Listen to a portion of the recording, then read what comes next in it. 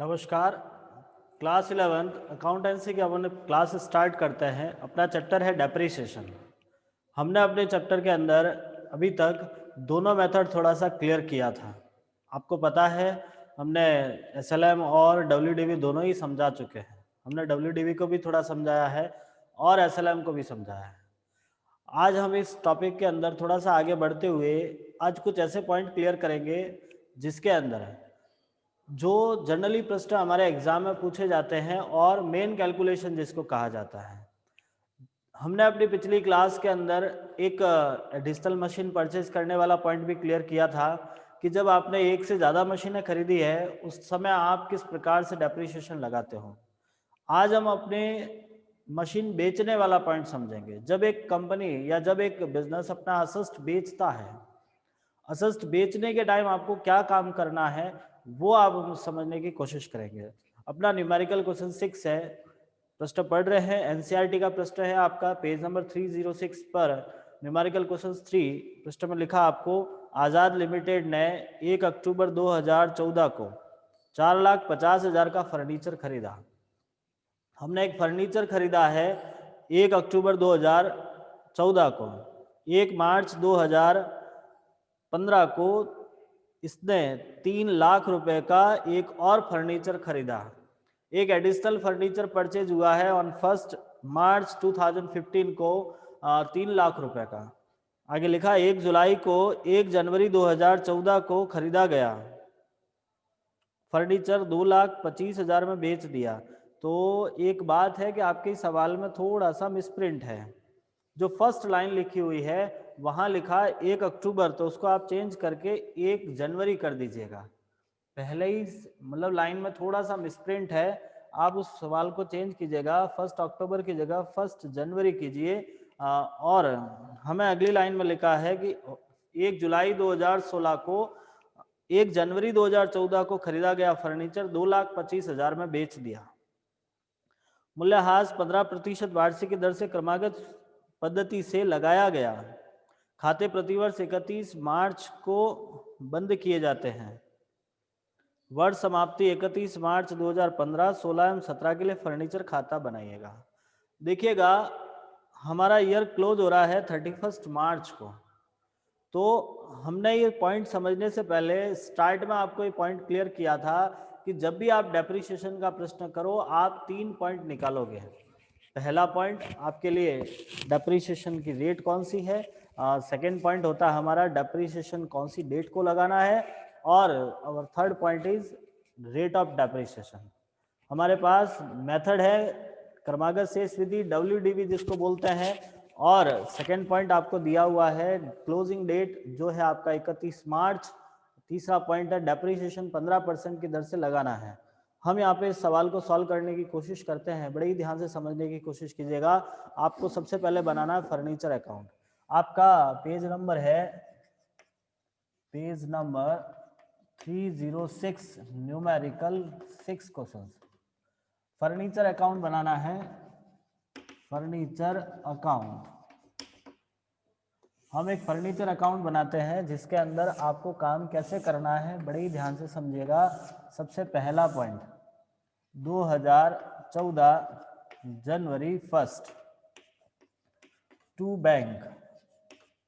आपने मशीन खरीदी है फर्नीचर खरीदा है 4,50,000 रुपये में, 4,50,000। देखिएगा आपका ईयर क्लोज हो रहा है 31 मार्च को, ठीक है। 31 मार्च को आपका ईयर क्लोज होगा। तो 31 मार्च को जब क्लोज होता है तो ऐसी कंडीशन में आपका ईयर ये जो क्लोज होगा वो कौन सी डेट को होगा, तो हमारे पास 1 जनवरी से 31 मार्च को ये साल पूरा हो रहा है। आपका ये ईयर क्लोज हो रहा है 31 मार्च को। ईयर क्लोज होगा 31 मार्च 2014। क्योंकि हर साल 31 मार्च को आपके खाते बंद कर रहे हैं, तो ये वाला साल भी 31 मार्च को ही बंद होगा।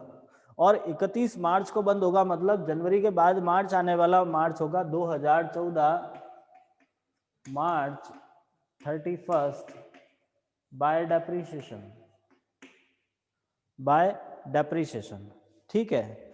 अब आप डेप्रिसिएशन कितना निकालोगे, तो आपके पास मशीन या फर्नीचर दिया हुआ है 4,50,000 का, जिसका 15% डेप्रिसिएशन लगेगा कितने महीने के लिए, तो जनवरी से सॉरी जनवरी फरवरी मार्च 3 महीने का आपको डेप्रिसिएशन लगाना है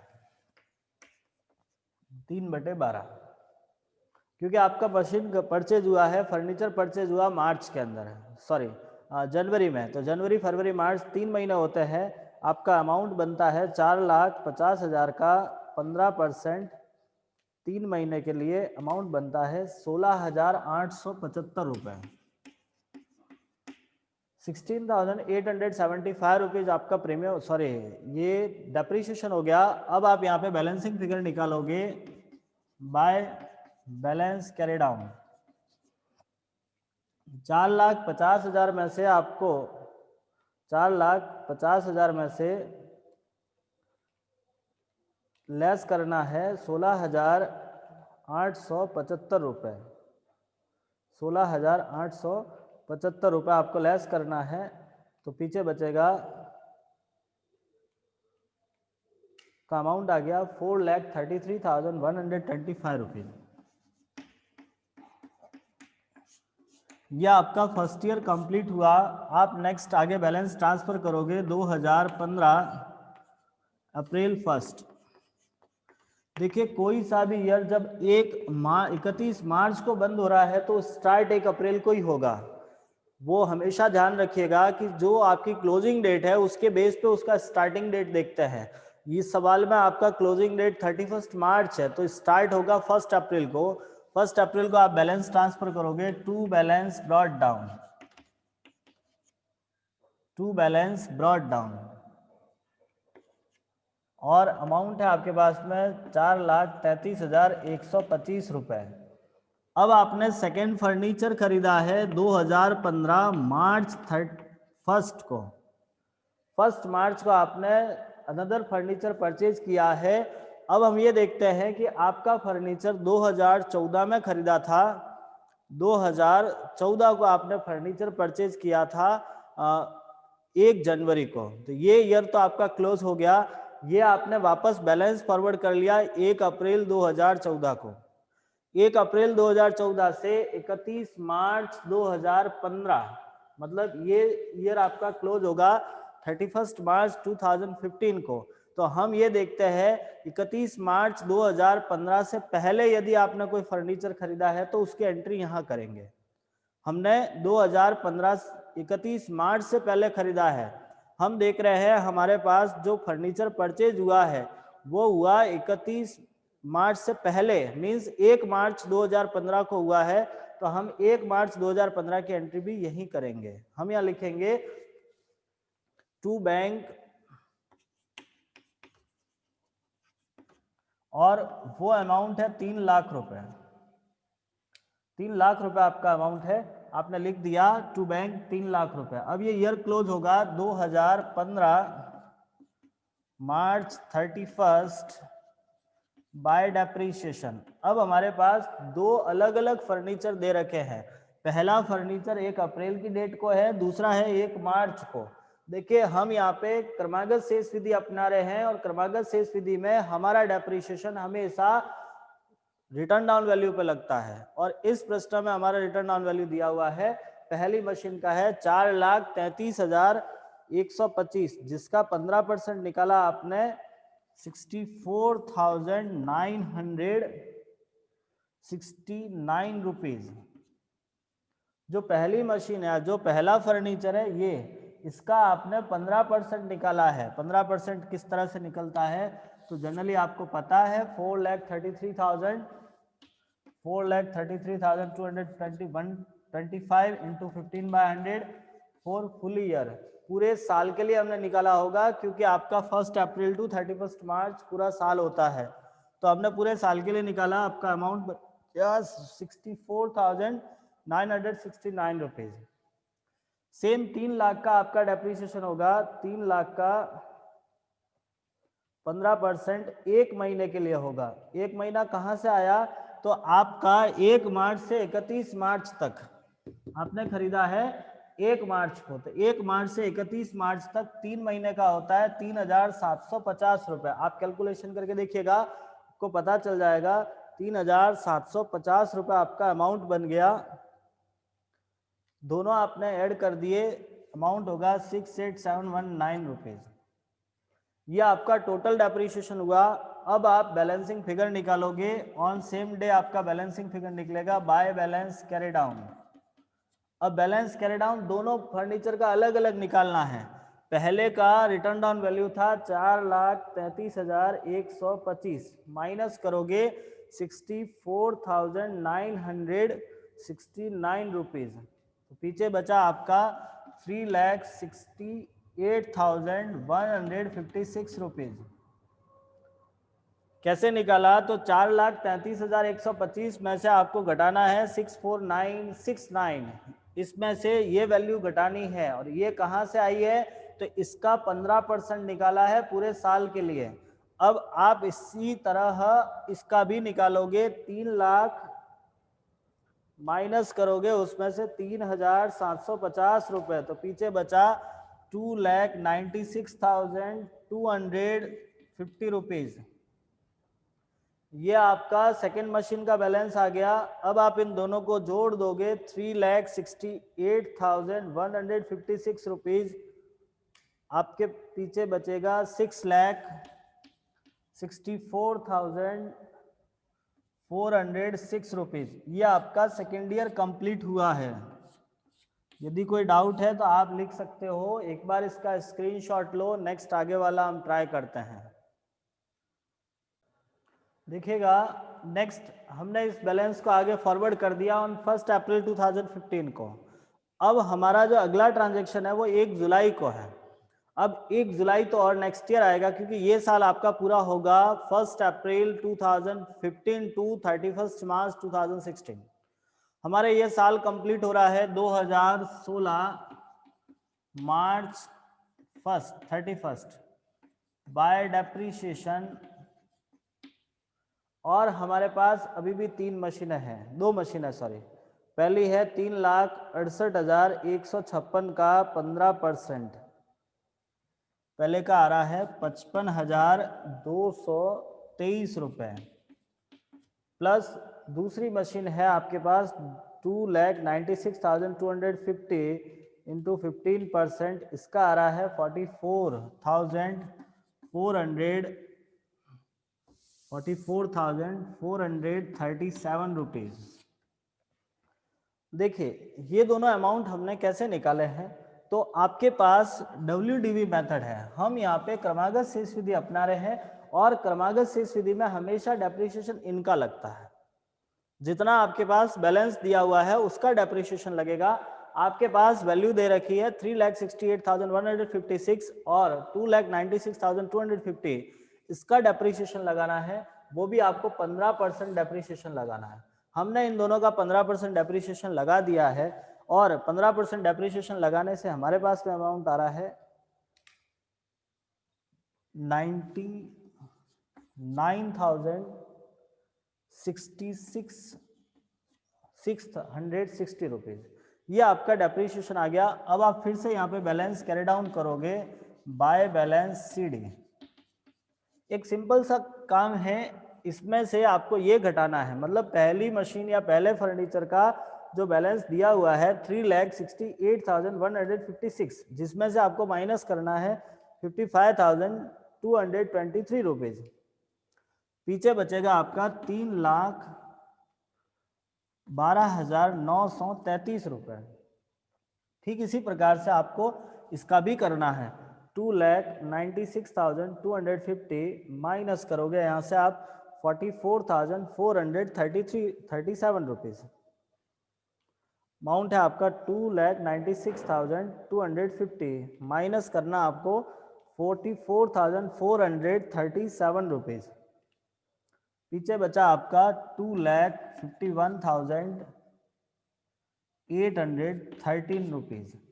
तो देखिएगा, बैलेंस कैरी डाउन आपको करना कैसे है? आखिरकार इसमें से ये घटाना है और इसमें से ये घटाना है। आप इन दोनों का बैलेंसिंग फिगर निकालोगे, तब आपके पास वैल्यू बचेगा 12,933 प्लस 2,51,818 रुपीज़ 13 रुपीज़, आपके पास इन दोनों का टोटल आ गया 5,64,746 रुपीज़। ये आपका बैलेंस कैरी डाउन हो गया। नेक्स्ट आगे बढ़ते हैं अपन। नेक्स्ट आगे बढ़ेंगे तब आपको काम करना है लास्ट ईयर। अब लास्ट ईयर आप अपना बैलेंस फॉरवर्ड करोगे 2016 अप्रैल 1 टू बैलेंस ब्रॉट डाउन, और हमारे पास बैलेंस है 3,12,933 प्लस 2,51,813, टोटल हो गया हमारे पास 5,64,746 रुपये। अब आप इस सवाल में आपको एक पॉइंट दिया हुआ है, आपने अपना फर्नीचर बेच दिया है। अब आपको लिखा है 1 जुलाई 2016 को फर्नीचर बेचा है। अब 1 जुलाई 2016 को जो पहला फर्नीचर था जो स्टार्ट में खरीदा था वो बेचा है। अब आप ध्यान रखिएगा, जब आप बेचते हो तो काम क्या करते हैं, आप हमेशा ध्यान रखना, जब भी हमने कोई बेचा है, कोई भी असेट बेची जाती है, तब आपको यहाँ पे एंट्री करनी होगी 2016 जुलाई, जिस दिन बेचा है बाय की साइड में एंट्री करोगे बाय कैश या sorry by bank. By bank means जितने में बेचा है। क्यों बाय बैंक आएगा, क्योंकि हमने जब खरीदा था उस समय टू बैंक लिखा था, एंट्री होती थी furniture account debit to bank. जब आप बेच रहे हो तब आप उसके लिए bank account debit to furniture करके आप एंट्री करोगे बाय बैंक। 2,25,000 में बेच दिया आपने, ठीक है। अब आप देखोगे आपने जो फर्नीचर बेचा है वो कब बेचा है, 1 जुलाई को। हमारा ईयर स्टार्ट हुआ है 1 अप्रैल को, तो 1 अप्रैल से 1 जुलाई तक इस फर्नीचर से आपने काम लिया है, मींस आपका करंट ईयर का डेप्रीशिएशन लगेगा। इस टाइम पीरियड का डेप्रीशिएशन लगाना पड़ेगा, जिसके लिए आप एंट्री करोगे ऑन जुलाई 1 बाय डेप्रीशिएशन, ठीक है। अब उसके अलावा आपको देखना होगा कि आपको यहाँ प्रॉफिट हो रहा है लॉस हो रहा है, तो उसके लिए हम एक कैलकुलेशन करते हैं। सबसे पहली calculation of depreciation on sales of furniture. जो फर्नीचर आपने बेचा है उस पर डेप्रीशिएशन कैलकुलेट करना है। आपका फर्नीचर जो बेचा गया उसका रिटर्न डाउन था 3,12,933 रुपए। देखिए हम यहाँ पे क्रमागत शेष विधि अपना रहे हैं, तो आपको हर साल डेप्रीशिएशन अपने बैलेंस का लेना होता है, और जो फर्नीचर आपने बेचा है उसका बैलेंस दिया हुआ है 3,12,933 रुपए, जिसका 15% 3 महीने के लिए। अब 3 महीने कहाँ से आए, तो 1 अप्रैल से 31, माफी चाहूंगा, 1 अप्रैल से 30 जून तक, मतलब 1 जुलाई है तो 30 जून तक आपको देखना होगा। 30 जून तक आपका टाइम होता है 3 महीने, अप्रैल मई और जून। तो इसके लिए आपने कैलकुलेशन कर दिया, आपका डेप्रीशिएशन आएगा 3,12,933, जिसका 15% 3 महीने के लिए होगा, अमाउंट आता है आपका 11,735 रुपए। ये आपका डेप्रीशिएशन बन गया, जिसको आप यहाँ लिखोगे 11,735 रुपए। समझ में आ रहा है मैं क्या कर रहा हूँ? यदि कोई डाउट है, नहीं समझ में आ रहा है, तो आप मैसेज लिख दीजिएगा, कमेंट में लिख दीजिएगा, हम बता देंगे आपको, ठीक है। चलिए नेक्स्ट, अब हम देखते हैं कि इस फर्नीचर पे आपको प्रॉफिट हुआ लॉस हुआ। जब हमने बेचा है तो प्रॉफिट हो रहा है लॉस हो रहा है, तो उसकी कैलकुलेशन करते हैं। Calculation of profit and loss on sales of machine या फर्नीचर। देखिएगा इसके लिए आप लिखते हो कॉस्ट, मतलब जिस दिन आपने बेचा है उस दिन उस वैल्यू कितनी थी हमारे पास में। तो जब हमने बेचा उस फर्नीचर की वैल्यू थी 3,12,933 रुपए। 3,12,933 रुपए उसकी वैल्यू थी, जिसमें से आपने डेप्रीशिएशन लेस किया है 11,735 रुपए। 11,735 रुपए आपको डेप्रीशिएशन लेस करना है। ठीक है, तो अब आपके पास पीछे बचेगा 3,12,933 माइनस 11,735 रुपये। 3,12,933 माइनस 11,735 रुपये, तो पीछे बचा आपका 3,01,198 रुपये। अब आप देखोगे आपको रिसीव कितना हुआ है, आपको यहां से लेस करते हैं हम सेल्स प्रोसीड्स। सेल्स प्रोसीड्स 2,25,000 रुपये, तो आपके पास में पीछे बच रहा है 76,198 रुपीज जो लॉस आएगा। पीछे बचा जो आपका लॉस होगा, लॉस के लिए आप एंट्री करोगे बाय P&L 76,198 रुपीज। अब आपकी पहली फर्नीचर तो कंप्लीट हो गई, अब सेकंड फर्नीचर का काम बचेगा। सेकंड फर्नीचर के लिए आप 31 मार्च को एंट्री करोगे 2017 बाय डेप्रीशिएशन, और ये वाला आपका सेकंड फर्नीचर था 2,51,813 रुपीज का 15% निकालना है, जो आपका वैल्यू होता है 337,772 रुपीज। अब आपका बैलेंस सीडी होगा, जो ये डेप्रीशिएशन है इसमें से आपको ये घटाना है, क्योंकि पहले फर्नीचर का तो काम वैसे ही कंप्लीट हो चुका है, तो आप इसको इसमें से लेस करोगे 2,51,813 रुपीज माइनस 37772, तो आपका बैलेंसिंग फिगर बचा 2,14,041 रुपये। तो ये आपका न्यूमेरिकल 6 था सॉरी। आई होप आपको समझ में आया होगा, ट्राई कीजिएगा, नहीं समझ में आए तो वापस आप मुझे मैसेज करके पूछ सकते हो। देखिए न्यूमेरिकल 10 वाला क्वेश्चन ट्राई करते हैं। प्रश्न लिखा है आपको, सरस्वती लिमिटेड ने 1 जनवरी 2011 को 1 लाख रुपए की लागत की एक मशीन खरीदी। मई 2012 को 15 लाख रुपए में तथा 1 जुलाई को 2014 को 12 लाख रुपए में दूसरी मशीन खरीदी। मशीन के एक भाग जिसकी मूल लागत 2011 में 2 लाख रुपए थी। देखिए जो आपके इस सवाल में भी मिसप्रिंट है, जो पहली मशीन है वो 1 लाख की नहीं 10 लाख की है। जो स्टार्ट में फर्स्ट मशीन दे रखी है वो 1 लाख की नहीं है, वो 10 लाख की है, आप उसको चेंज कर दीजिएगा। देखिए आपकी इस बुक में बहुत सारे मिसप्रिंट है, बहुत सारे मिसप्रिंट हैं, अब इसका कोई हम इलाज नहीं कर सकते, जैसे हमको समझ में आएगा हम चेंज करते रहेंगे। आपको लिखा 10 लाख रुपए में, अब आगे लिखा है 2011 में 2 लाख रुपए थी, जिसे 30 अप्रैल 2014 को 75,000 में बेच दिया। 2011 से 15 तक मशीन खाता तैयार कीजिएगा। हमको एक मशीन अकाउंट बनाना है। पेज नंबर है आपका 307, क्वेश्चन नंबर 10। मशीनरी अकाउंट को मशीन अकाउंट तैयार करना है। यहाँ आपका मेथड है SLM, आप ओरिजिनल कॉस्ट पे डेप्रीशिएशन लगा रहे हो, ध्यान से समझिएगा। 2011 जनवरी 1 टू बैंक आपने 10 लाख रुपए के में एक मशीन खरीदी है, ठीक है। आपका ईयर क्लोज हो रहा है 31 दिसंबर को, तो 2011 में और कोई ट्रांजैक्शन नहीं है, आप लिखोगे 2011 दिसंबर 31 बाय डेप्रीशिएशन, और आपके पास डेप्रीशिएशन लगाना है 10% पर एनम के हिसाब से। तो 10% के हिसाब से आप लगाओगे, 10 लाख का 10% होता है 1 लाख रुपए।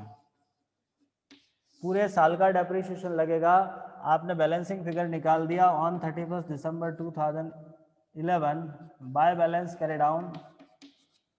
10 लाख में से 1 लाख गया तो पीछे बचा आपके 9 लाख रुपए। आप बैलेंस आगे फॉरवर्ड करोगे 2012 जनवरी 1 to balance brought down 9 lakh रुपए। अब आप देख रहे हो 2012 में आपने एडिशनल मशीन और खरीदी है। आपने लिखा 1 मई 2012 को 15 लाख में खरीदी है। हम लिखेंगे मई 2012 टू बैंक 15 लाख रुपए। अब ये ईयर क्लोज होगा 2012 दिसंबर 31 बाय बैलेंस बाय डेप्रिसिएशन। अब हमारे पास दो अलग अलग मशीनें हैं। पहली मशीन पे सेम डेप्रिसिएशन लगेगा क्योंकि हम यहाँ पे एसएलएम मेथड यूज़ कर रहे हैं और एसएलएम में हमेशा ओरिजिनल कॉस्ट की डेप्रिसिएशन लगती है। ओरिजिनल कॉस्ट हमारे पास 10 लाख रुपए दिया हुआ है, तो 10 लाख का 10% आपको निकालना है। 10 लाख का 10% आपका अमाउंट होता है 1 लाख रुपए। और सेकंड मशीन परचेज हुई है आपका 15 लाख रुपए 1 मई को। तो आप मई से टाइम पीरियड कैलकुलेट कीजिएगा। मई से आपको टाइम गिनना होगा। मई, जून, जुलाई, अगस्त, सितंबर, अक्टूबर, नवंबर, दिसंबर, टोटल 8 महीने होते हैं। मई, जून, जुलाई, अगस्त, सितंबर, अक्टूबर, नवंबर, दिसंबर। तो आपको 8 महीने का डेप्रिसिएशन लगाना होगा 8/12 करके। तो अमाउंट होता है 1 लाख रुपए इसका भी। तो आप सोचोगे कैसे आया है? 15 लाख इंटू 10%, 8/12। ठीक है, टोटल डेप्रिसिएशन हो गया 2 लाख रुपए। आप बैलेंसिंग फिगर निकालोगे by balance carry down. Directly आप निकाल सकते हो 15 और 9 26 लाख। 15 लाख और 9 लाख 26 लाख। 26 में से 2 गए तो 24 लाख रुपए आपका डेप्रिसिएशन बन गया। ठीक है, नेक्स्ट आगे फॉरवर्ड करोगे 2013 जनवरी 1 to balance brought down 24 lakh रुपए। अब आप देख रहे हो 2013 में आपके पास और कोई मशीन ना तो खरीदी है ना बेची है। जब हम सवाल पढ़ रहे हैं तो सवाल में आप देख लीजिएगा कहीं कोई नहीं खरीदा बेचा नहीं है। तो आप डायरेक्टली इसका डेप्रिसिएशन लगाओगे 2013 दिसंबर 31 बाय डेप्रिसिएशन 2 लाख। पहले का तो 1 लाख और दूसरी मशीन की 1,50,000। ठीक है, अब ये पूरे साल भर के लिए चल रही है तो 2,50,000 हो गया डेप्रिसिएशन लगेगा। उसके बाद बैलेंस कैरी डाउन हो गया। 24 लाख में से 2,50,000 गया तो पीछे बचा आपका 21,50,000। ये आपका थर्ड ईयर कंप्लीट हुआ। नेक्स्ट आगे वाला ईयर कंप्लीट करते हैं। एक बार आप इसका स्क्रीनशॉट ले लीजिएगा, फिर हम इसको आगे बढ़ाते हैं। आपका बैलेंस हो गया 2014 को। अब आपने 2014 में एक मशीन बेची है। कब बेची है? तो आपने बेचा है 30 अप्रैल को। 30 अप्रैल को आपने बेची है तो आप लिखोगे 2014 अप्रैल 30 बाय बैंक। वो बेची है 75,000 में। अब आपको लिखना है बाय डेप्रिसिएशन। ठीक है, जो मशीन बेची उसका डेप्रिसिएशन। अब आप देख रहे हो कि आपने जो मशीन बेची है उसकी ओरिजिनल कॉस्ट 2 लाख रुपीज है। जो पहली मशीन आपने 10 लाख की खरीदी थी उसी का एक भाग बेचा है, 2 लाख रुपए जिसकी कॉस्ट थी उसको बेचा है। तो हमारे पास जो बेची गई मशीन है उसकी कॉस्ट थी 2 लाख रुपए, जिसका 10% 4 महीने के लिए है। 4 महीने कहाँ से आए? तो अप्रैल, मई, जनवरी, फरवरी, मार्च, अप्रैल। 2 लाख का 10% 4 महीने के लिए आप निकालोगे तो आपका अमाउंट होता है 6,667 रुपए। अब आपको देखना है आपको प्रॉफिट हुआ लॉस हुआ। जो मशीन आपने बेची है उस पर प्रॉफिट हो रहा है लॉस हो रहा है। तो हम लिखते हैं calculation of profit and loss. सबसे पहले कॉस्ट थी 2 लाख रुपए 2011 में। यहाँ से डेप्रीशिएशन लेस हो गया 20,000 पहले साल का। पीछे बचा 1,80,000 2012 का रिटर्न डाउन वैल्यू होगा। यहाँ से आप लेस करोगे डेप्रीशिएशन 20,000 क्योंकि हम एसएलएम मेथड से यूज कर रहे हैं। तो पीछे बचा 1,60,000 2013 में। फिर डेप्रीशिएशन लेस हो गया 20,000 तो 1,40,000 बचेगा 2014 में। यहाँ से डेप्रीशिएशन 6,667 रुपये लेस होगा। 1,40,000 में से 6,667 रुपये डेप्रीशिएशन का लेस हो रहा है। पीछे बचेगा आपके पास में 1,40,000 माइनस 667 लेस हो गया तो 1,33,333 रुपये बच गया आपके पास। ये आपका रिटर्न डाउन वैल्यू है। यहां से आप सेल्स प्रोसीड्स लेस करोगे 75,000 तो आपके पास लॉस आ गया बाय P&L। लॉस आ रहा है 58,333 रुपीज। ठीक है, अब आपका डेप्रीशिएशन बचेगा। अब अगली मशीनें हैं जो 31 दिसंबर को डेप्रीशिएशन लगेगा। बाय डेप्रीशिएशन एक मशीन पे लगेगा 80,000, दूसरी पे 1,50,000। 80,000 कहाँ से आए? तो टोटल मशीन थी 10 लाख की। 10 लाख की मशीन में से आपने 2 लाख की बेच दी, पीछे बचा 8 लाख। 8 लाख का डेप्रीशिएशन लगा 80,000। 8 लाख का डेप्रीशिएशन है 80,000। ठीक है, तो आपको 80,000 डेप्रीशिएशन लगाने के बाद दूसरी मशीन का डेप्रीशिएशन फिक्स है 1,50,000। तो आपका डेप्रीशिएशन आ गया 2,30,000। अब आप यहाँ पे देखोगे आपके पास अमाउंट बच रहा है, बैलेंसिंग फिगर का अमाउंट होगा 21,50,000 माइनस करोगे आप यहाँ से 75,000 माइनस 66,700 माइनस 58,333 और माइनस होगा 2,30,000। तो आपका बैलेंसिंग फिगर आ गया बाय बैलेंस CD 1,17,80,000। ठीक है, इसके आगे नेक्स्ट आप बैलेंस फॉरवर्ड करोगे 2015 जनवरी 1 टू बैलेंस ब्रॉट डाउन 17,80,000 2015 दिसंबर बाय डेप्रीशिएशन। यहाँ सेम पहली मशीन पे 80,000 प्लस दूसरी मशीन पे 1,50,000, 2,30,000 आपको यहाँ से लेस करना है और बैलेंस CD दिखाना है आपको। यहाँ पे 17,80,000 में से 2,30,000 गया तो 15,50,000 आपका बैलेंस CD बचेगा। ये आपका सवाल था। यदि फिर नहीं समझ में आए तो आप पूछ लीजिएगा, अपनी नोटबुक में इसको सॉल्व करना। ठीक है, एक बार इसका स्क्रीनशॉट ले लीजिएगा अच्छे से और ट्राई कीजिएगा खुद से आपको इसको। ठीक, धन्यवाद।